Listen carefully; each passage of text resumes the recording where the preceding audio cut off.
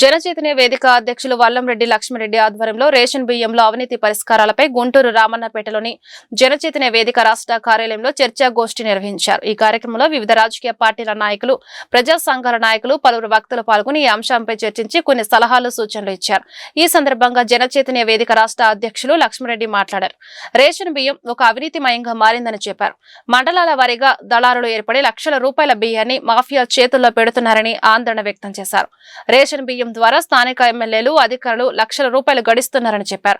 ఈ వ్యవస్థల అవినీతి అరికట్టేందుకే రేషన్ బియ్యానికి సపరేట్ గుర్తింపు కార్డు ఇవ్వాలని, సంక్షేమ కార్యక్రమాలకు, ఆరోగ్యశ్రీకి వేరువేరు గుర్తింపు కార్డులు అందిస్తే బాగుంటుందని సూచించారు. అన్ని పథకాలకు ఒకే కార్డు ఉండడం వల్ల దుర్వినియోగం అవుతుందని సందేహం వెల్లబుచ్చారు. నాణ్యమైన బియ్యంతో పాటు రేషన్ షాపుల ద్వారా పలు రకాల నిత్యావసర సరుకులు అందించాలని కోరారు.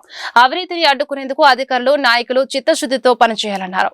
రేషన్ బియ్యంలో అవినీతి పరిష్కార మార్గాలనే అంశంపై జనచైతన్య వేదిక వివిధ రాజకీయ పార్టీలు, మేధావులతో చర్చాగోష్ఠి నిర్వహించింది. ఈ గోష్ఠిలో ప్రధానంగా వచ్చిన అంశం రాష్ట్రంలో అవినీతి గణనీయంగా పెరుగుతూ ఉందని, అధికార పార్టీ ఎమ్మెల్యేలు ప్రతి నెల 20 లక్షల నుంచి 25 లక్షల వరకు ఈ రేషన్ బియ్యంలో అవినీతికి లోనవుతున్నారని, ప్రతి మండలానికి ఒక కమిషన్ ఏజెంట్ని పెట్టుకొని వారి ద్వారా అవినీతి పాలవుతున్నారని తెలియజేయడం జరిగింది.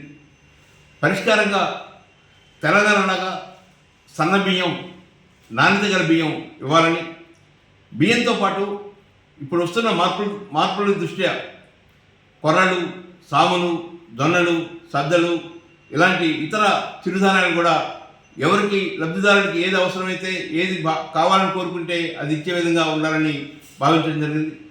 కేరళలో 14 రకాల వస్తువుల్ని, ప్రజలకు ఉపయోగపడే వాటిని అక్కడ ప్రజా పంపిణీ వ్యవస్థలో రేషన్ షాప్ ద్వారా ఇస్తూ ఉన్నారు.